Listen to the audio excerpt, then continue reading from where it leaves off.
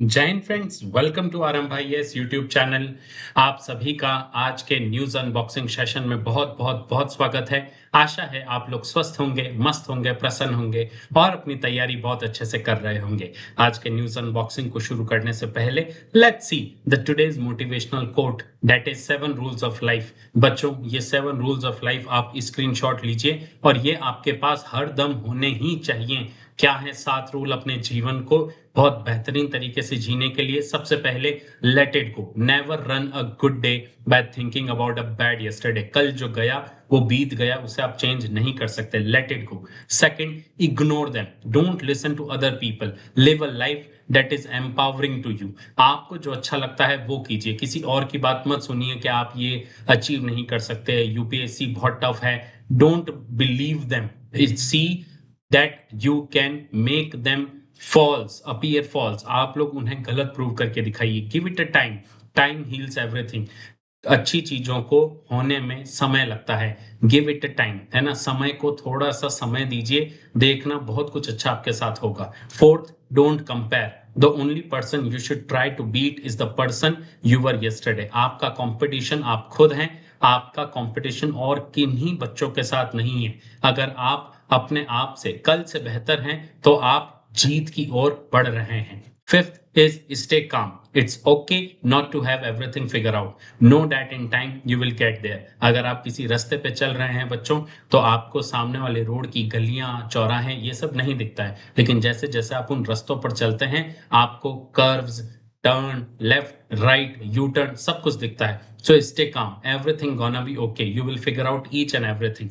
Sixth, it's on you. Only you are in the charge of your happiness. Never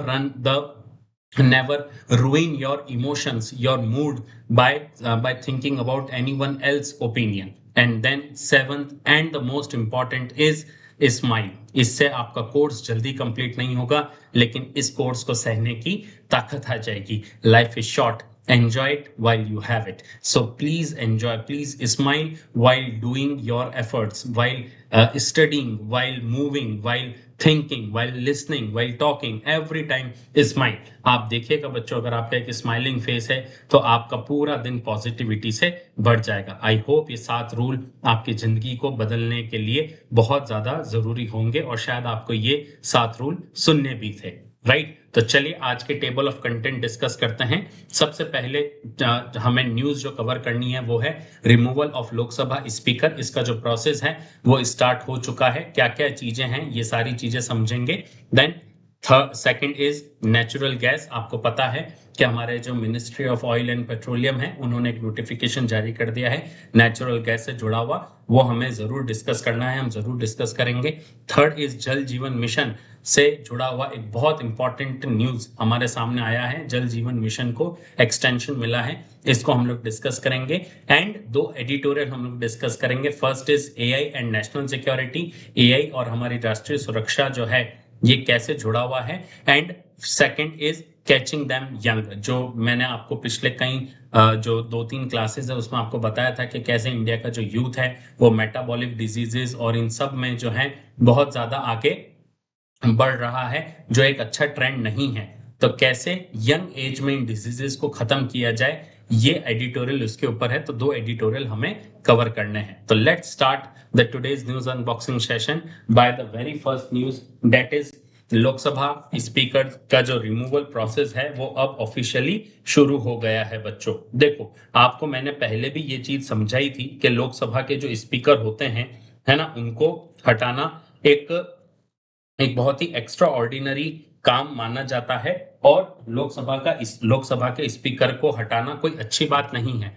लेकिन फिर भी अभी चूंकि विपक्ष का एक आर्ग्यूमेंट आया था कि जो लोकसभा के जो स्पीकर हैं उनका ये आर्ग्यूमेंट था कि Lok Sabha speaker is acting bias acting biasly towards ruling party, इसलिए उनके खिलाफ रिमूवल मोशन लाया गया था। उनके खिलाफ रिमूवल मोशन जो है वो लाया गया था बाय द अपोजिशन पार्टी। अब ये रिमूवल मोशन जब लाया जाता है तो इससे जुड़ी हुई 2-3 चीजें हैं जो अब हमको पता करनी चाहिए। में रिमूवल मोशन जब लाया जाता है तो रिमूवल मोशन को लाने से पहले आपको स्पीकर को 14 दिन का समय देना पड़ता है ना। तो 14 दिन पहले हमने ये न्यूज कवर की थी कि 14 डेज नोटिस जो है 14 days notice has to B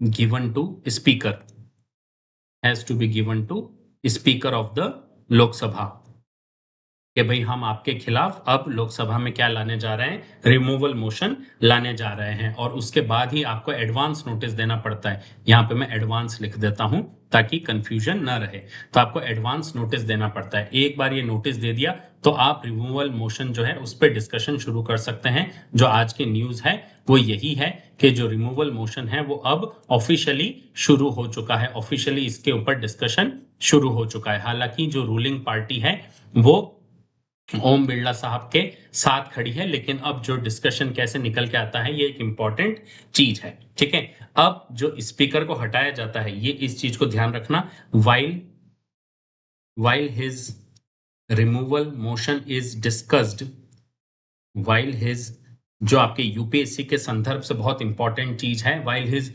removal motion is being discussed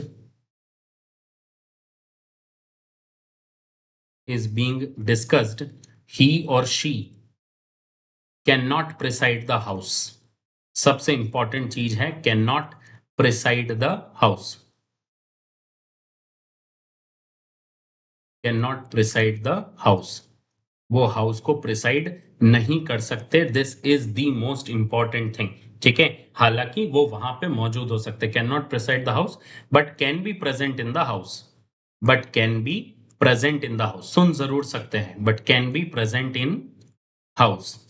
इस चीज का ध्यान रखना। कई बार आपसे यूपीएससी घुमा फिरा के करता है तो बच्चों को लगता है नहीं नहीं हाउस में भी क्या करेंगे, तो वो यहाँ पे क्या कर सकते हैं, यहाँ पे नहीं जो है हाउस में प्रेजेंट हो सकते हैं। ठीक है, इस चीज का ध्यान रखना। He can speak also, he can take part in the proceedings, यानी वोट भी दे सकते हैं। ठीक है, इस चीज का ध्यान रखना। अब जो रिमूवल मोशन जो है, स्पीकर का जो रिमूवल मोशन है, removal motion of speaker, removal motion of speaker has to be pass by, has to be passed by effective majority. सबसे इंपॉर्टेंट पॉइंट है ये, मैं इसको स्टार मार्क कर रहा हूं, has to be passed by effective majority, effective majority.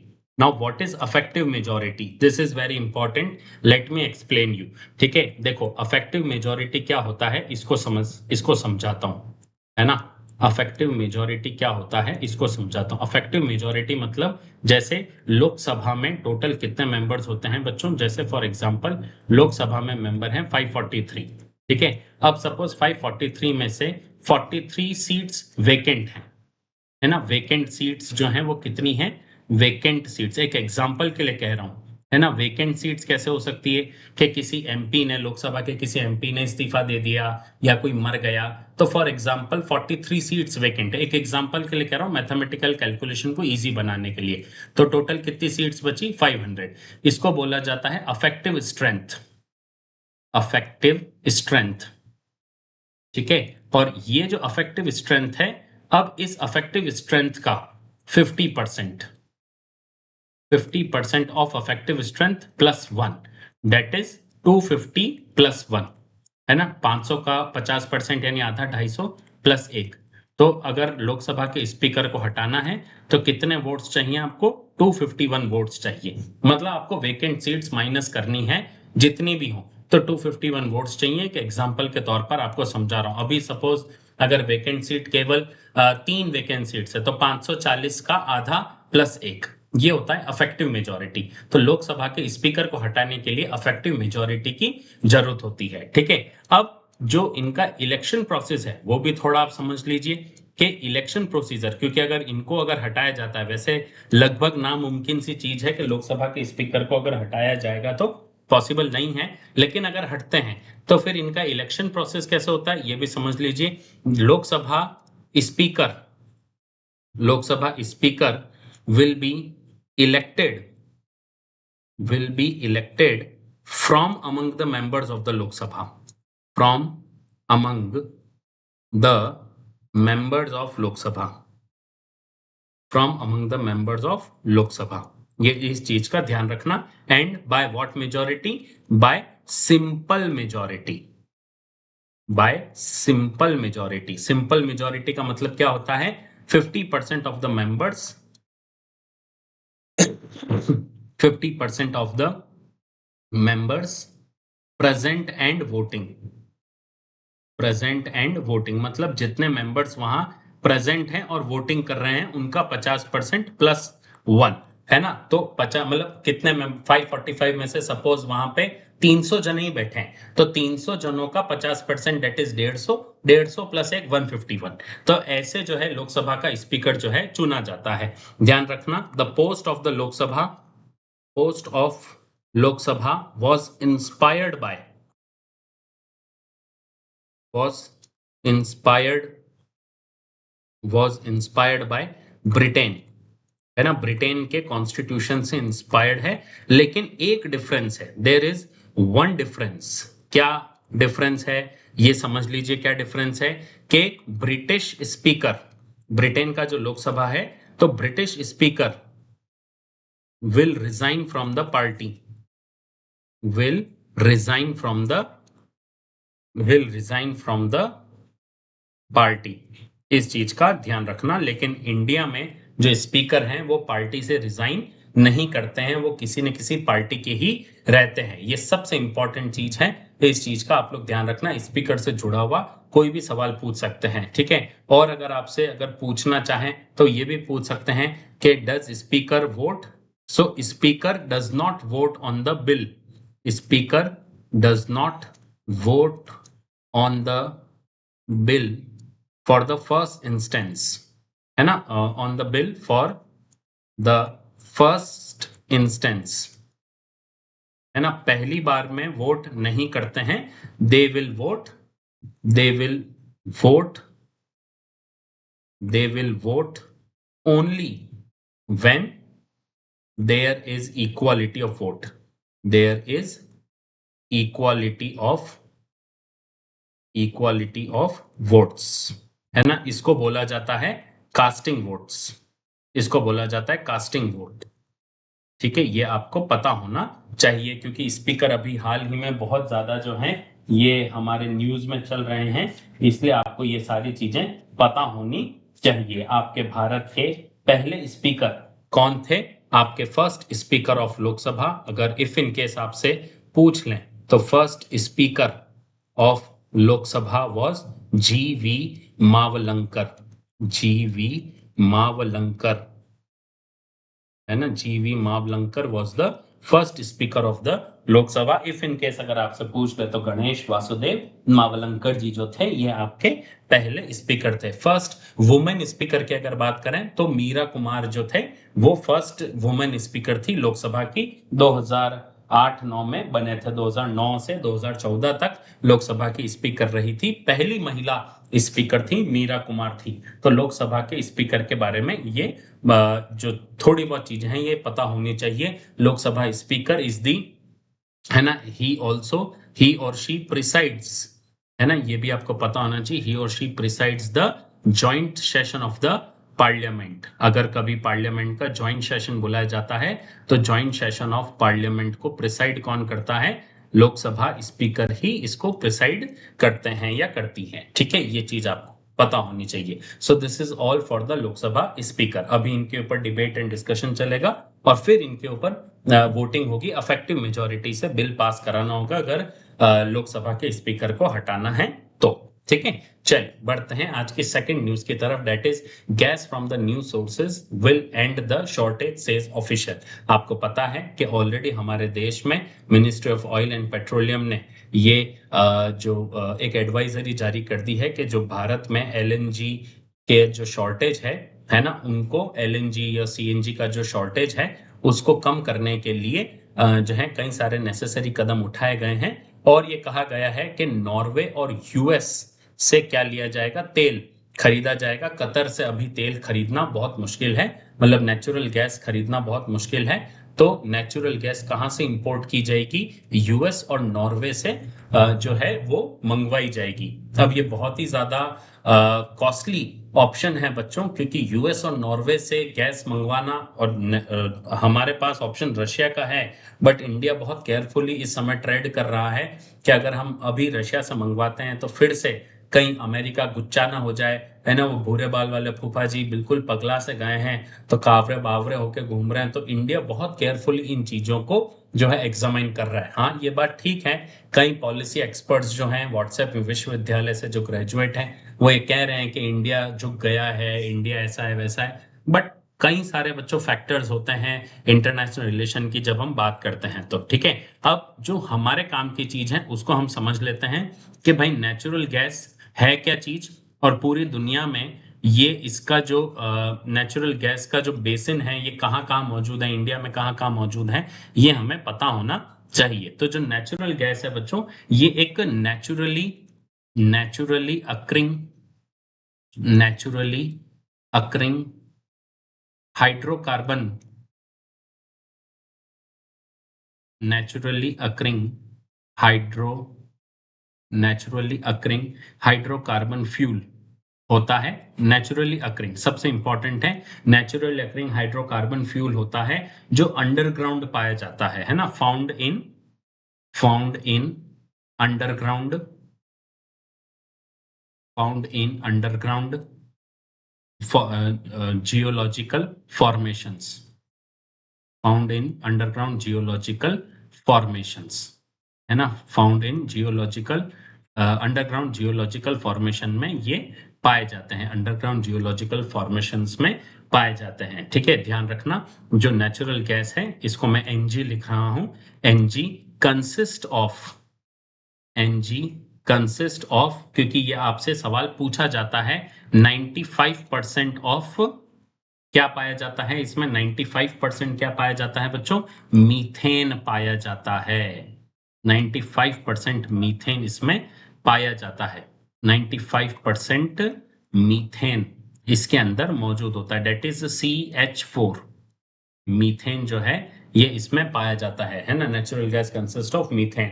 और बाकी 5% क्या होता है, propane, butane, pentane, carbon dioxide, hydrogen sulphide, helium, ये जो है ये नेचुरल गैस के अंदर पाया जाता है। नेचुरल गैस जो होती है दे आर कलरलेस, सबसे इंपॉर्टेंट है, they are colourless as well as they are colourless and as well as they are odourless.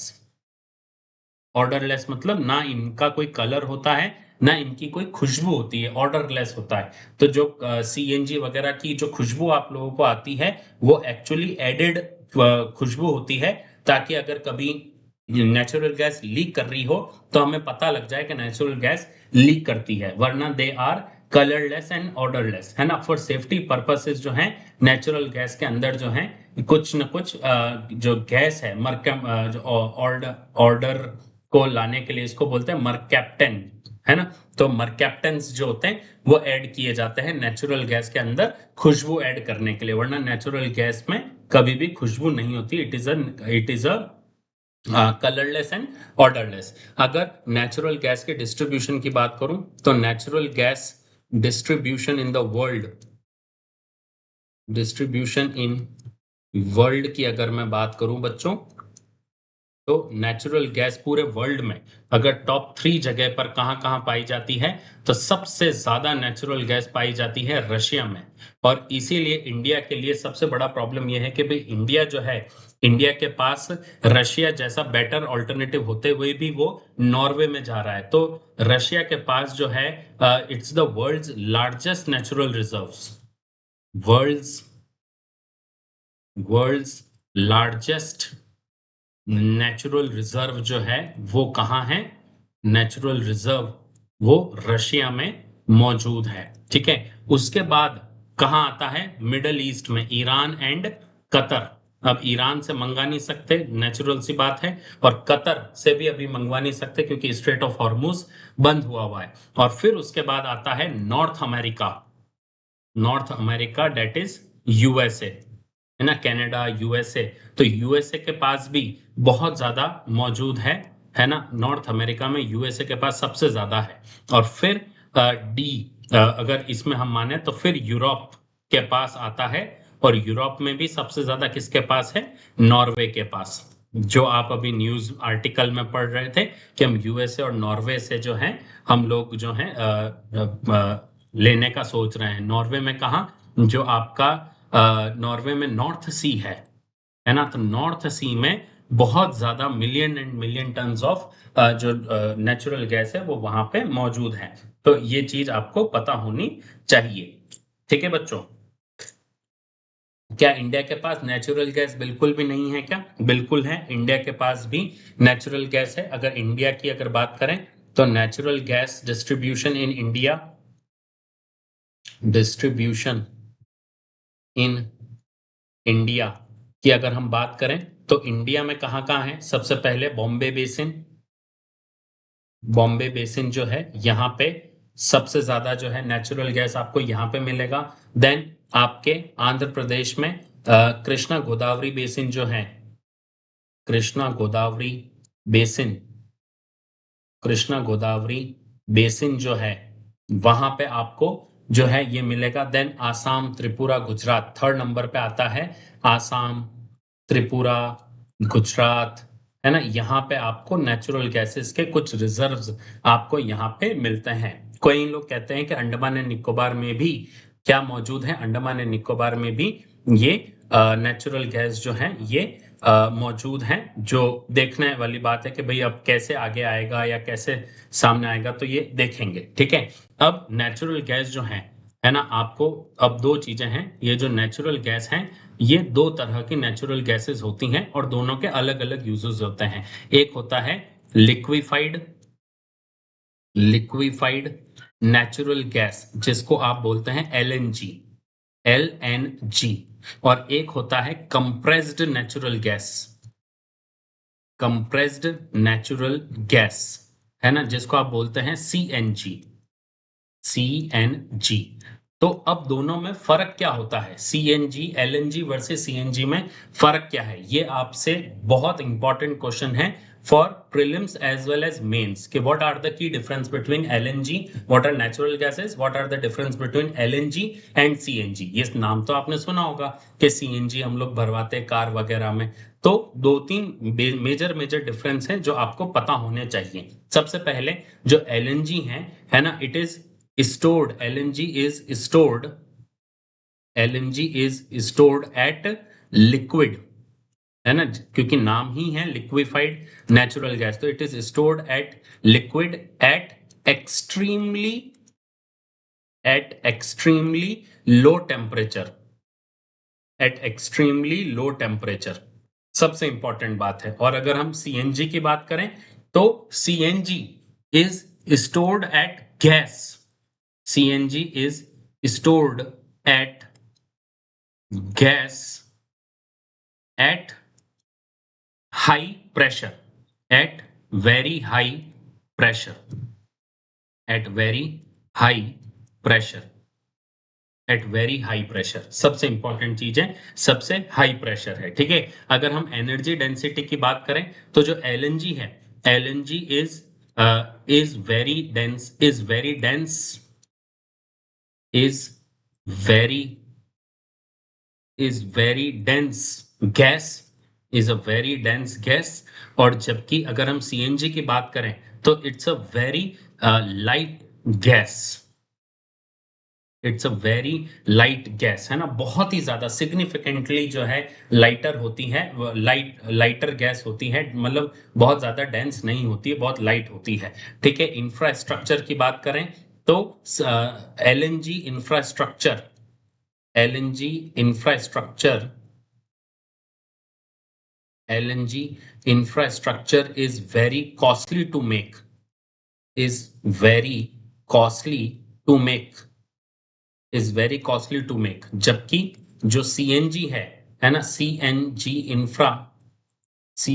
infrastructure is very, हम कह सकते हैं कि चीप तो नहीं बोलेंगे लेकिन मतलब आप ये कह सकते हैं कि इज जनरली हाँ चीप ही कह दीजिए, इज चीपर देन एलएनजी, है ना, is cheaper than, is very much cheaper than LNG, is very cheaper than LNG, is very cheaper than LNG, ये आप कह सकते हैं, is very cheaper than LNG. ठीक है, अब जो एलएनजी है ना, अब एलएनजी का यूज कहां आता है? सो एलएनजी इज यूज्ड, सबसे इंपॉर्टेंट चीज है, LNG is used for long distance, LNG is used for long distance, है ना, long distance and heavy duty trucks, heavy duty trucks,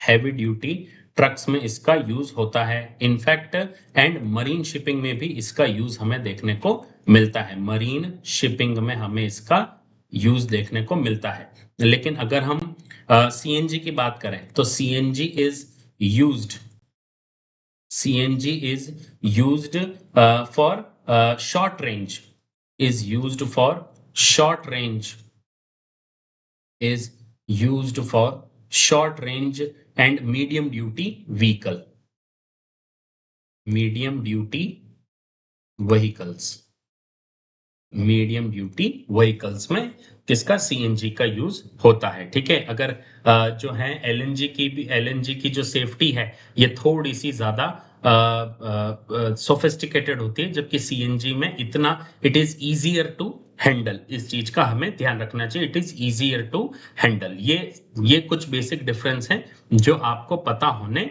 चाहिए बच्चों। ठीक है, बाकी एलपीजी जो है ना, अब एलपीजी अगेन, जो एलपीजी है वो किसके लिए है? It is the mix of propane and butane, है ना, तो एलपीजी बिल्कुल अलग है, एलपीजी सीएनजी का पार्ट नहीं है या नेचुरल गैस का पार्ट नहीं है, it forms from the fossil fuels, तो इसलिए ध्यान रखना उसका नाम ही लिक्विफाइड पेट्रोलियम गैस है, एलपीजी, है ना, तो लिक्विफाइड पेट्रोलियम गैस है।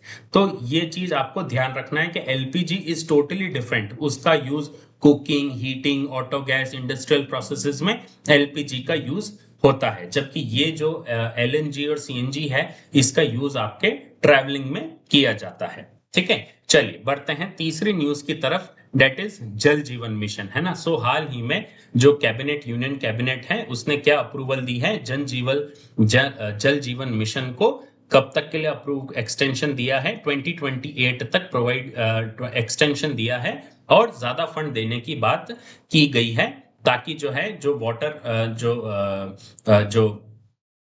जो कवरेज है ना, वो और ज्यादा बढ़ाया जा सके। रिपोर्ट्स के सामने ये आया है कि भाई 100% रूरल कवरेज की बात की गई थी, लेकिन अभी तक 2024 से ये कवरेज केवल 81% पे ही टिका हुआ है, as per since 2025।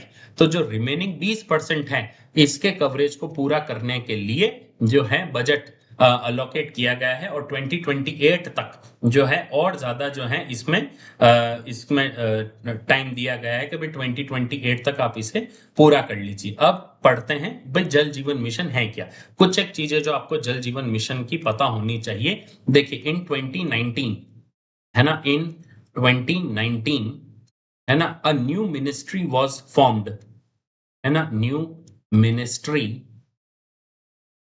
New ministry was formed new ministry was formed जिसका नाम था मिनिस्ट्री ऑफ जल शक्ति, मिनिस्ट्री ऑफ जल शक्ति, मिनिस्ट्री ऑफ जल शक्ति। ठीक है, और इस जल शक्ति मिनिस्ट्री ने एक प्रोग्राम लॉन्च किया था जिसका नाम था जल जीवन मिशन, जल जीवन मिशन।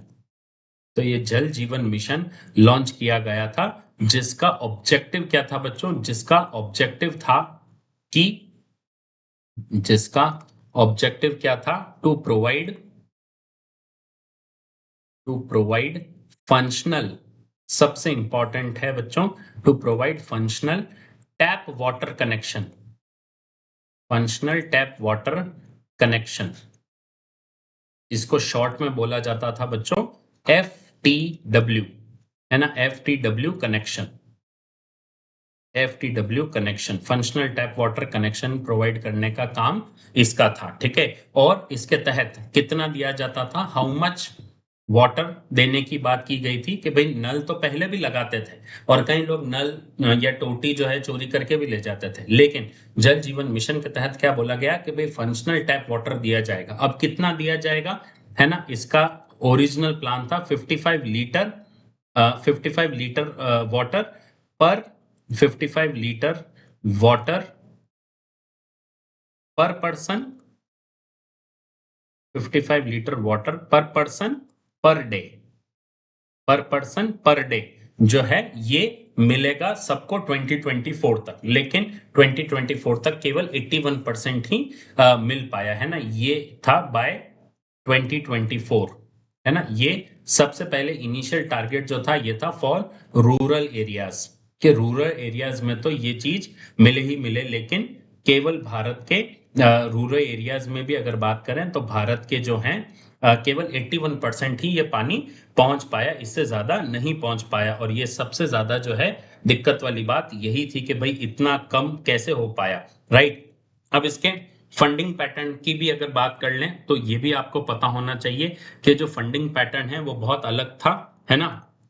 जल जीवन मिशन का जो फंडिंग पैटर्न था, है ना, तो वो फंडिंग पैटर्न कैसे था ये समझ लीजिए, ताकि आप जब न्यूज पढ़ेंगे तो आपको ज्यादा बेटर समझ में आएगा।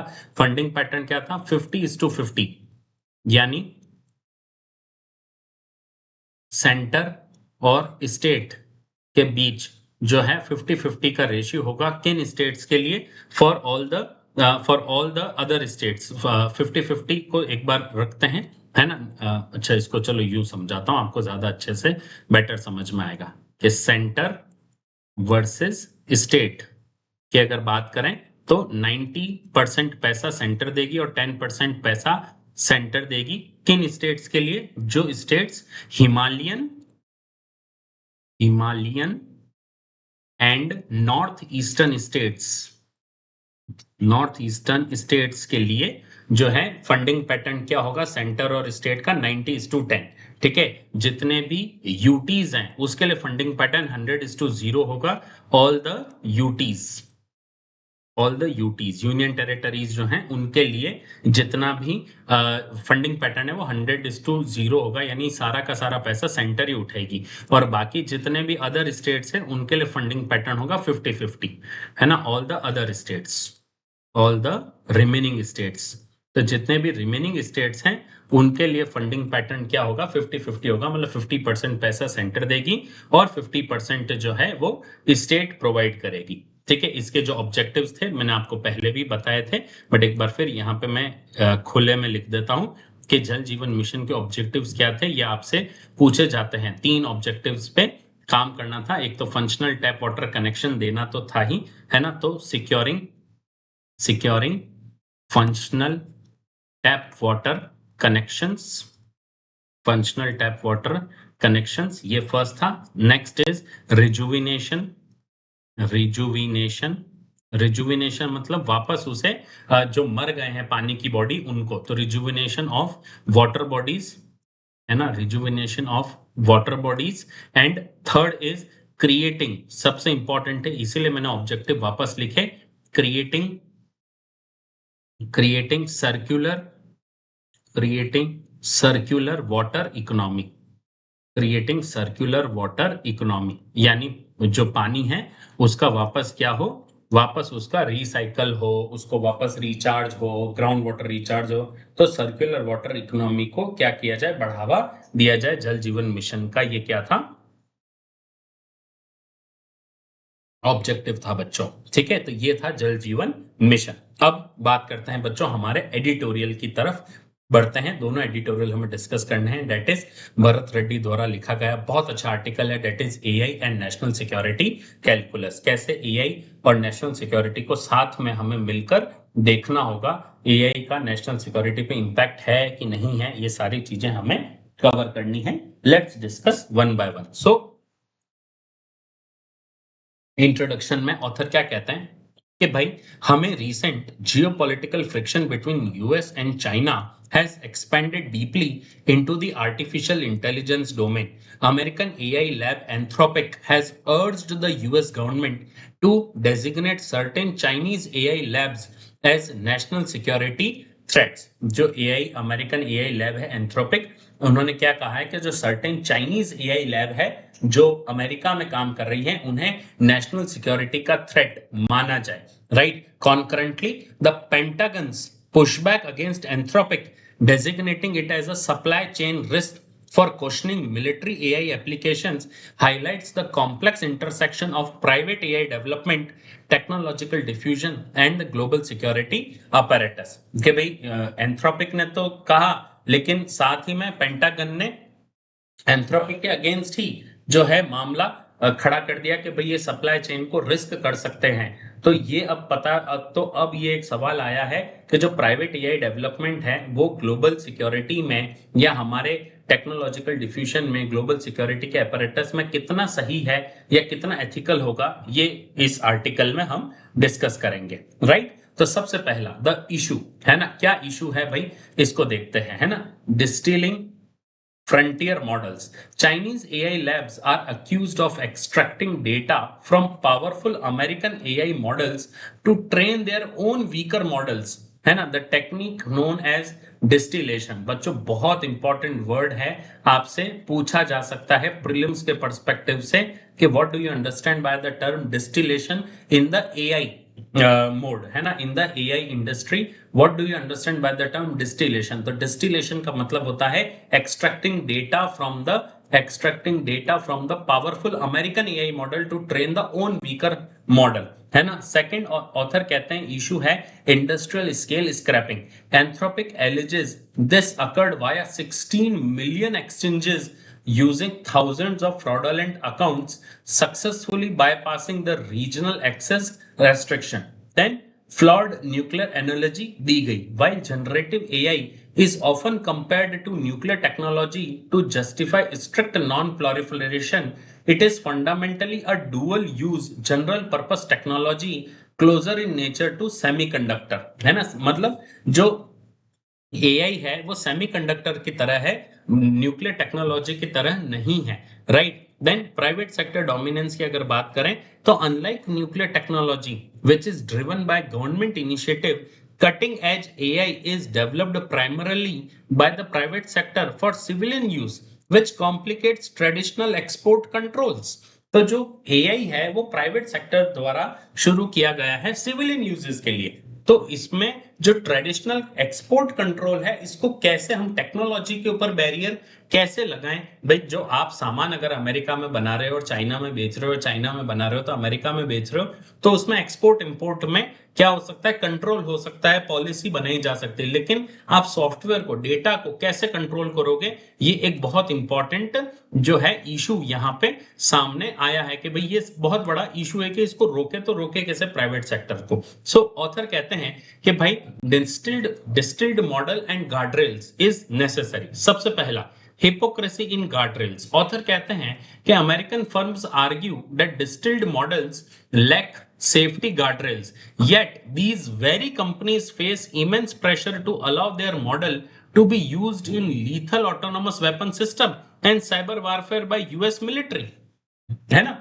ये कहा जाता है कि भाई यहाँ पे सेफ्टी गार्डरेल नहीं है इन डिस्टेंट मॉडल्स की, लेकिन इन्हीं एआई कंपनीज को ये कहा जाता है कि इस एआई को लीथल ऑटोनोमस वेपन सिस्टम में कैसे यूज किया जा सकता है, इसके ऊपर आप जो है R&D कीजिए। Then there is a race to the bottom. Author कहते हैं कि competitors are accepting permissive military contracts, demonstrating that corporate guardrails easily collapse under the competitive pressure to serve government clients. अगर आप गवर्नमेंट की तरफ से कोई काम कर रहे हैं तो आप गार्डरेल आपके इजीली कोलैप्स हो जाते हैं, लेकिन आप उसी गार्डरेल को अगर लोगों के लिए कर रहे हैं तो there is a guardrail, right. Then author third argument देते हैं कि there is an uncontrollable diffusion, restricting AI is inherently difficult due to global talent mobility and the consistent circumventions of the hardware export control. कि भाई जो AI है उसको restrict करना बहुत लगभग नामुमकिन है, क्योंकि पूरी दुनिया में उसी मॉडल के लिए एक टैलेंट खड़ा हो रहा है जो इसको एक रीजन से दूसरे रीजन मोबिलाइज करता है। देन ऑथर अपने फोर्थ आर्ग्यूमेंट में करते हैं भाई there is a monopolistic intent. है ना। Framing distillation as a severe security threat serves to consolidate market power among dominant US tech giants, hindering global scientific collaboration and widespread economic development. अगर आप इसको distillation process को severe security threat कह देंगे और ये कहेंगे कि नहीं नहीं केवल यूएस के अंदर ही ये टेक्नोलॉजी रहे, यूएस में ही इसका पेटेंट रहे, तो भाई जो ग्लोबल साइंटिफिक कोलैबोरेशन है वो पूरी तरह से खत्म हो जाएगा और जो वाइड स्प्रेड इकोनॉमिक डेवलपमेंट है एआई के दुनिया का वो पूरी तरह से रुक जाएगा। देन ऑथर कहते हैं कि there is an IP theft paradox, accusing competitors of intellectual property theft, via distillation ignores the fact that the foundational AI models were themselves trained on the creative output of the millions of uncompensated individual। है ना, तो लोग ये भूल जा रहे हैं कि जो AI मॉडल्स ट्रेन हुए हैं ये खुद ही से ट्रेन नहीं हुए हैं, लोगों ने उसे यूज किया है, लोगों ने अपनी समस्याओं को अंदर डाला है, लोगों ने अपने डेटा को वहां पे फीड किया है, तब जाके एआई धीरे धीरे वैसे ट्रेन हुआ है। तो भाई आप एआई के ऊपर आप इंटेलेक्चुअल प्रॉपर्टी थेफ्ट कैसे लगा सकते हैं, क्योंकि एआई खुद अपने बलबूते पर चल के एआई मॉडल नहीं बना है, वो एआई बना है क्योंकि कई लोगों ने अपना डेटा उसके अंदर डाला है, तब जाके वो एआई का मॉडल ट्रेन हुआ है। ऑथर कहते हैं भाई what is needed, what is the way forward. तो ऑथर सबसे पहले कहते हैं इनएवेलेबिलिटी ऑफ मिलिट्री एआई, है ना, इनएविटेबिलिटी ऑफ मिलिट्री एआई, यानी armed forces globally will invariably integrate generative AI into their operational and tactical system. भाई जो आर्म्ड फोर्सेस हैं उन्हें जनरेटिव एआई को अपने ऑपरेशनल और टेक्टिक सिस्टम में लाना ही पड़ेगा, इंटीग्रेट करना ही पड़ेगा। Then there is a failure of corporate self-regulation. The recent clashes proves that corporate guardrails cannot substitute for actual governance. Companies can be overridden or pressurized into compliance by the state actors. तो भले ही कोई company जो AI बना रही है वो कोई guardrail लगा ले, लेकिन जो स्टेट है, गवर्नमेंट है, आर्म्ड फोर्सेस हैं, वो उन गार्डरेल्स को प्रेशर के थ्रू खत्म कर सकती है। देन ट्रूली प्लूरिलेटरल कमिटमेंट्स, है ना, states must establish binding international agreement, सबसे इंपॉर्टेंट है binding international agreements focusing on responsible use rather than impossible containment. है ना भाई, आप कंटेनमेंट की जगह यानी उसे रोकने की जगह आप उसका रेस्पॉन्सिबल यूज देने पर ध्यान रखिए, right. Then core governance pillars क्या होने चाहिए, these commitments must mandate meaningful human control over lethal decisions, strictly prohibiting mass civilian surveillance and enforce auditable technical standards universally। है ना, auditable technical standards को universally enforce करना चाहिए। ठीक है, चलिए मेंस प्रैक्टिस क्वेश्चन देखते हैं। आज का पहला, generative artificial intelligence is a dual use general purpose technology making it's regulation fundamentally different from the traditional non proliferation framework. Examine this statement in the context of recent geopolitical development and limitations of input based restrictions. Generative artificial intelligence एक दोहरे उपयोग वाली सामान्य प्रयोजन तकनीक है जो इसके विनियम को पारंपरिक अप्रसार ढांचे से मौलिक रूप से अलग बनाती है। हाल के भू राजनीतिक विकास और इनपुट आधारित प्रतिबंधों की सीमाओं के संदर्भ में इस कथन की चर्चा करें। जीएस पेपर 3 से जुड़ा हुआ बहुत अच्छा सवाल है, 250 वर्ड्स में आपको लिखना है, 15 मार्क्स का सवाल है। अगर आप ये आंसर लिखते हैं तो आप अपना आंसर iasrm@gmail.com पे भेज सकते हैं, जहां पर हम आपके आंसर्स का फ्री इवैल्यूएशन करके रोज कई बच्चों के हम लोग वापस इवैल्यूएट करके भेज रहे हैं, आपका भी भेजेंगे विथ प्रोज एंड कॉन्स। और बच्चों अगर कोई भी तरह की आपको किसी भी चीज की क्वेरी है तो कमेंट सेक्शन में कमेंट जरूर करें, इससे हमें पता लगता है कि हमारी जो आरएम IAS की कम्युनिटी है वो कितनी एक्टिव है। तो प्लीज इस वीडियो के नीचे कमेंट करना मत भूलिएगा, हमें बहुत अच्छा लगेगा ये देख के कि कौन कौन से बच्चे हमारी क्लास को एक्टिवली देखते हैं। चलिए बढ़ते हैं आज के लास्ट और सेकंड एडिटोरियल की तरफ, that is catch them young. है ना, क्या है इशू देखते हैं। देखिए, the editorial highlights the alarming escalation of childhood obesity and the non-communicable diseases globally as detailed in World Obesity Atlas 2026। मैंने अभी 3-4 दिन पहले वर्ल्ड ओबेसिटी एटलस 2026 को डिस्कस भी किया था और तब भी मैंने कहा था कि इंडिया और चाइना दुनिया के दो सबसे बड़े टॉप कंट्रीब्यूटर्स हैं नॉन कम्युनिकेबल डिजीजेस के लिए। और कौन सी नॉन कम्युनिकेबल डिजीजेस आती है वर्ल्ड ओबेसिटी एटलस में, किन किन को मैप किया गया है, डेली क्या चीज है ना, डेली असिस्टेड लिविंग ईयर्स जो है ये क्या होते हैं, ये सारी चीजें मैंने उसमें समझाई थी, तो आप वो वीडियो जरूर देखिएगा, मैंने उसमें टाइम स्टैम्प भी डाल रखा है। Right, it underscores a dangerous epidemiological shift where metabolic conditions traditionally associated with advancing age and high income nations are now severely impacting youth in low and middle income countries like India, threatening public health and future economic productivity के जो non communicable diseases जितनी तेजी से India, China, America में बढ़ रही है, it has threatened the public health and the future economic productivity. So what is the first argument author is saying, the alarming statistics, है ना, data from the World Obesity Atlas 2026 जो World Obesity Day को release की गई थी, presents a grim picture for India. In 2025 alone over 41 million Indian children had a high BMI, यानी obese जो है उनके अंदर मौजूद है। ओ हाई बीएमआई का मतलब होता है हाइट टू वेट रेशियो, जो है आपकी हाइट और आपका वेट उसी रेशियो में होना चाहिए, है ना। अगर आपकी हाइट 5 फुट है तो आपका वेट 60 से 70 के बीच होना चाहिए। मतलब एक एग्जांपल के लिए कह रहा हूं, अगर आपकी हाइट 6 फुट है तो आपका जो वेट है वो 75 से 85 के बीच होना चाहिए। राइट, अगर 2040 की बात करें तो वर्ल्ड ओबेसिटी एटलस कह रहा है कि भाई 20 million children in India will be obese and 56 million children will be overweight with 120 million school going children showing early signs of chronic illnesses, है ना। तो इंडिया में 120 मिलियन स्कूल गोइंग चिल्ड्रन जो है वो क्रॉनिक इलनेस के sign अभी से दिखा रहे हैं। अभी तो स्कूल में है बच्चों, वो अभी दुनिया में कदम भी नहीं रखा है उन्होंने, है ना।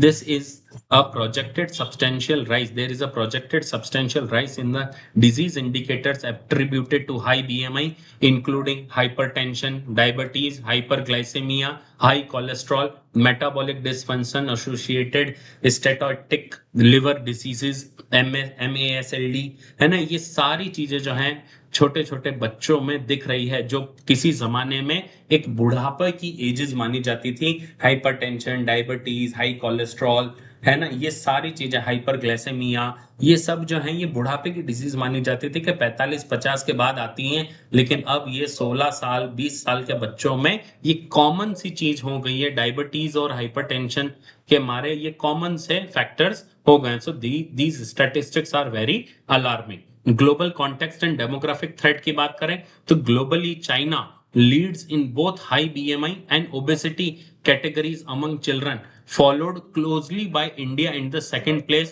and United States in third. जैसा मैंने आपको बताया था, the geographic burden of the obesity is shifting. It is no longer just the high income country issue, but is rapidly catching up in the low middle income countries. पहले ये होता था कि जो हाई इनकम कंट्रीज हैं, है ना, जैसे यूएसए, फ्रांस, ब्राजील, जो हाई इनकम कंट्रीज है जहां पे बहुत पैसा है, डेवलप्ड सोसाइटीज हैं, चूंकि वहां पे फास्ट फूड बहुत ज्यादा होता है इसलिए वहां पे ओबेसिटी का बर्डन भी ज्यादा था। लेकिन अब हाई इनकम कंट्रीज की जगह इंडिया और यूएस के अंदर ये बर्डन जो है ये बढ़ रहा है। लो इनकम कंट्रीज जो है उनमें ये बढ़ रहा है, जो अच्छी बात नहीं है। ऑथर कहते हैं if it is left unaddressed, है ना, अगर इसको अभी हमने एड्रेस नहीं किया, इस प्रॉब्लम को यहीं पे नहीं रोका, तो the resulting non communicable disease epidemic will hollow out India's demographic dividend long before the population transition into the grey demographic, है ना भाई। हमने अभी अगर हमारे बच्चों को इन सब चीजों से नहीं बचाया तो जब हमारी जो यही एज बूढ़ी होगी तब उनके बुढ़ापे में इन डिजीजेस को कैसे कंट्रोल किया जाएगा, ये बहुत चिंताजनक विषय है। राइट, ऑथर कहते हैं what are the drivers of this epidemic. भाई ये एपिडेमिक आ ही क्यों रहा है? सबसे पहला है lifestyle and diet.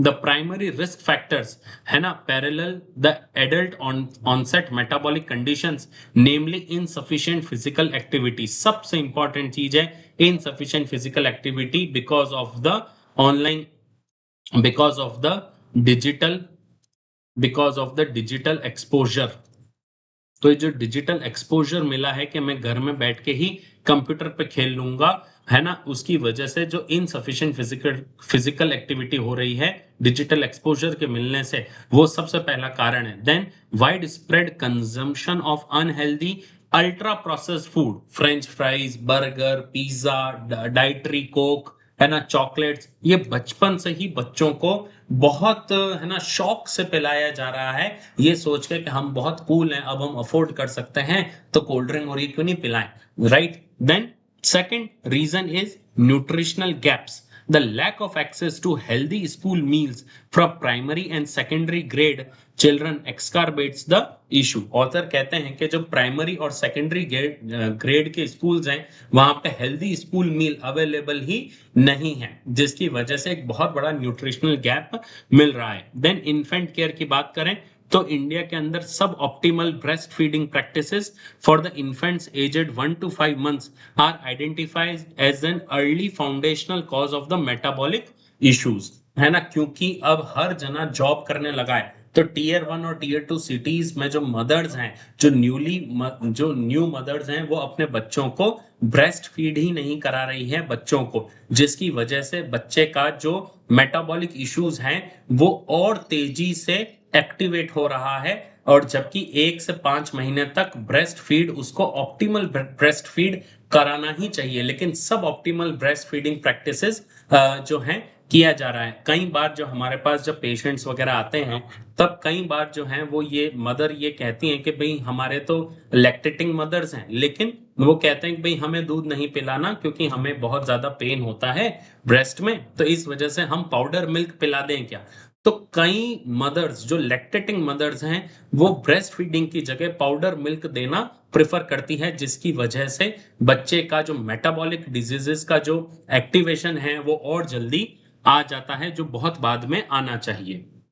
Then what is needed, author अपने कंक्लूडिंग रिमार्क में कहते हैं कि सबसे पहले द वर्ल्ड ओबेसिटी फेडरेशन जो है strongly recommends structural market interventions including sugar levies, यानी शुगर टैक्स, एक तरह से शुगर टैक्स या शुगर इंफॉर्मेशन दी जाए जितने भी पैकेज फूड हैं, तो कि भाई इस पर्टिकुलर प्रोडक्ट के अंदर कितनी शुगर है पैकेज फूड के अंदर, and stringent marketing restrictions directed on the at the children, बच्चों को प्रभावित करते हुए क्या किया जाए, शुगर लेवीज रखा जाए पैकेज फूड पे कि भाई इतनी शुगर कंज्यूम करनी है, इतनी नहीं करनी है। There must be sincere implementation of global physical activity recommended for youth, है ना। Policy makers need to enforce healthier school food standards and ensure mandatory breast feeding periods are supported. Crucially, a prevention and care mechanism for non-communicable diseases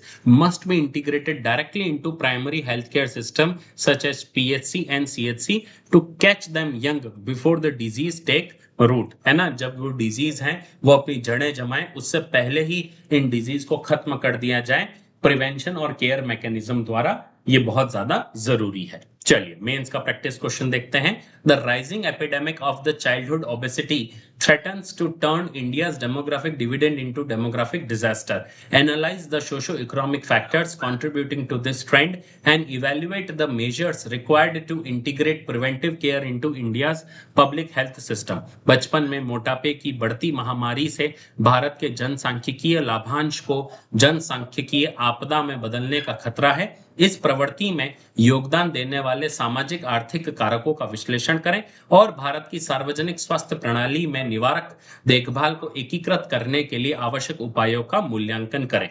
GS paper 3 से संदर्भित बहुत अच्छा सवाल है, 250 words में आपको लिखना है, 15 मार्क्स का क्वेश्चन है। अगर आप यह आंसर अटेम्प्ट करते हैं तो बेझिझक आप अपना आंसर iasrm@gmail.com पे भेज दीजिए, जहां पर आपके आंसर्स का फ्री वैल्यूएशन करके विथ प्रोज एंड कॉन्स हम आपको आपके आंसर वापस भेजते हैं, ताकि आपकी मेंस की प्रिपरेशन और अच्छे से चल सके।